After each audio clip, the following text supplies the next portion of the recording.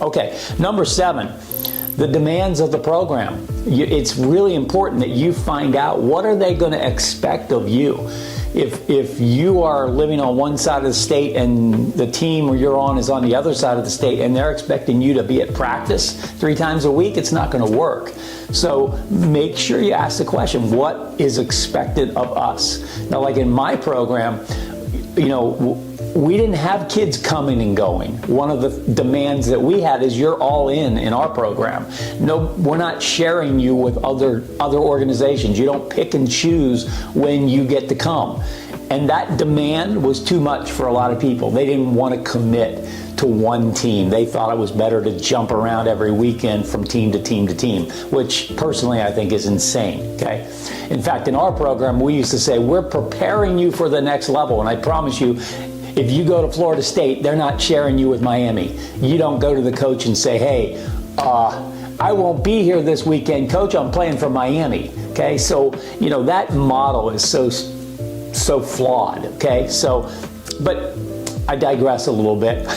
You can tell I still have a lot of director in me of how to run a program, but the demands of the program. Number 8, how rosters are formed. This is so huge, but I would say 99.9% of the people don't know how to ask this question. They might say, how many kids do you carry on a roster?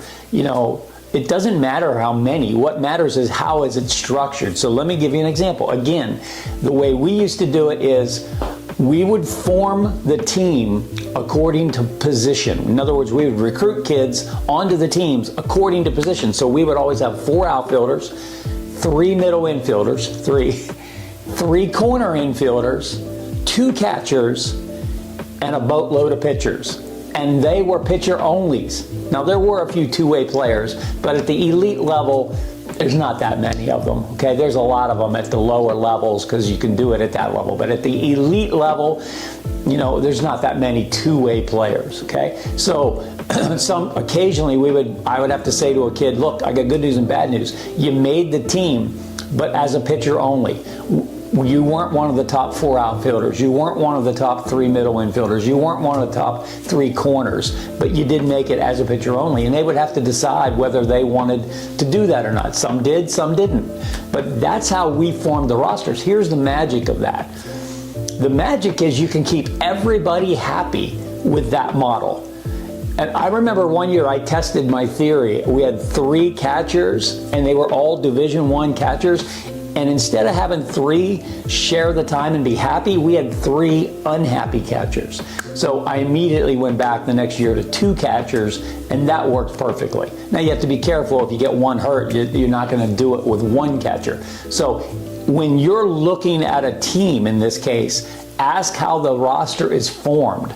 And if there's not a good answer, there's a good chance you're either going to be on a team with not enough players, not enough pitching, and you don't win, which is miserable, or you're going to be on a team with tons of players and they don't care if you're sitting the bench because they want to win, and so they load up these rosters to win, and you might be on the field, but you might not be.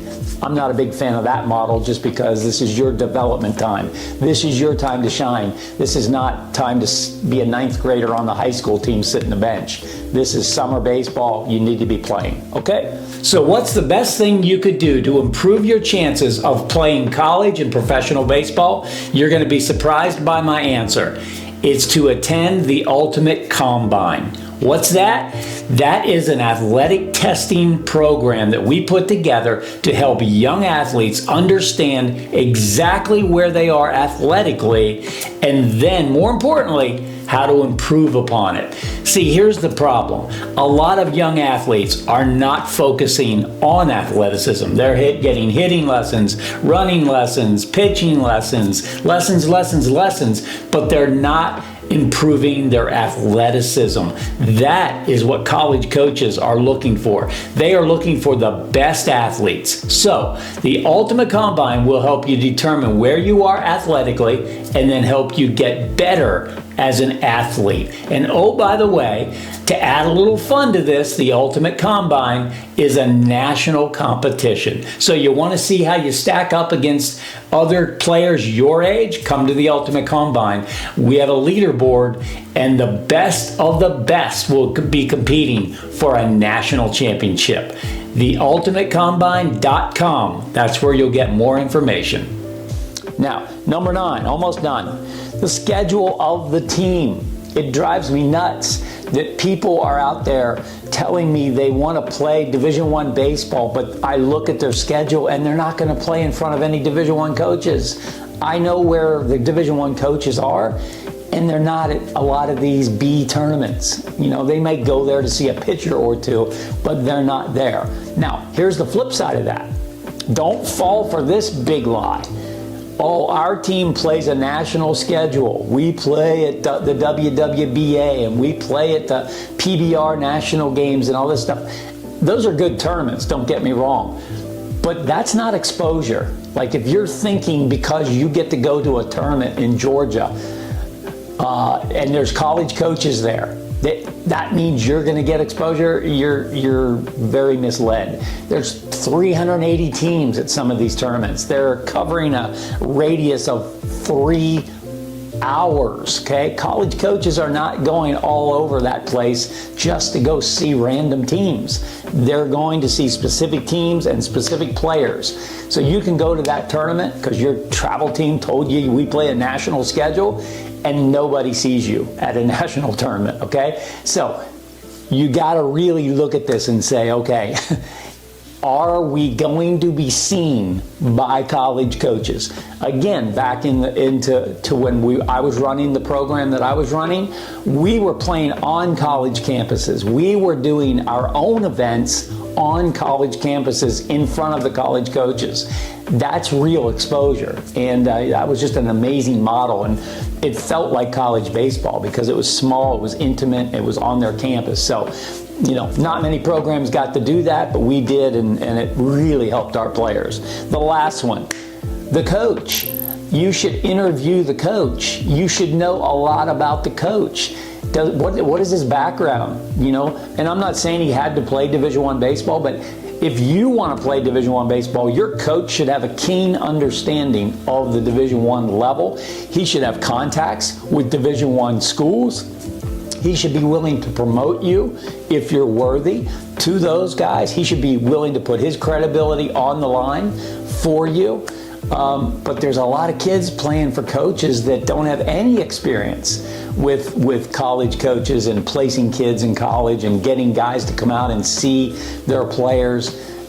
That's the wrong coach, I'm sorry to say. I mean, it could be a great guy and really knows baseball and wins a lot of games, but at the end of the day, if the truth be known, you are trying to get a scholarship. I would want to play for a coach that understood. My goal is I want to be on a great team and I want to be a team player, but I have aspirations to play at the next level, coach, and I'm going to need help doing it. Are you my guy? Okay? I know it sounds bold, it sounds presumptuous, but I'm telling you, if you don't have people in your court helping you, you could be a really, really good player and not get where you want to go. And that's what we're trying to avoid. Okay, so there you have it. Those are the 10 criteria that I would, if I were you, I would really hone in on of how to pick a travel program. Now, one last thing. Sorry, I just thought of this. I should have said this in the beginning. I'm talking about 13 and older. I'm not talking about 9-year-olds, okay? I think it's insane what people are doing at the younger ages, the 8, the 9, the 10, 11. This is so innocent time, and relatively speaking, none of that matters. I know you parents of 9-year-olds think it's so important right now, but having been through it with thousands of players, including my own 2 sons, that time is so innocent. Just play baseball. You don't need to travel. You don't need to get crazy about winning. You don't need to worry about rankings. There's 9 new rankings. How insane is that? So I'm talking about when puberty starts kicking in, 13 years old, people start seeing this kid has some ability. he has some drive, he has some desire. We better get things lined up. Now, I wouldn't wait till 16. If you wait till 16 to do this, you're most likely going to miss the train. Okay, you're going to be too late. So, sorry, I should have said that in the beginning. But if you stayed here with me this long, you got it. All right? That's what I got for you today. Thank you for listening. Hey there, have you heard about D1D National? Well, we are a new travel program specifically for talented young players that want to get to the next level. We start at 13 years old. We recruit players from all over the country, help them develop, help them move on to the next level. So if you haven't checked D1D National out, go to our website, d1dnational.com. Hey, it's Coach Mark here. Are you enjoying the content here on our Coach Mark Knows channel? I hope so. And if you are, I just want to ask you to go ahead and subscribe to the channel. That helps us tremendously. And while you're at it, go ahead and hit those thumbs up because YouTube likes to see that engagement. And make sure you click on the notifications because that way, every time we post something, you will get notified. All right? We're going to keep providing the content and we really hope it's helping.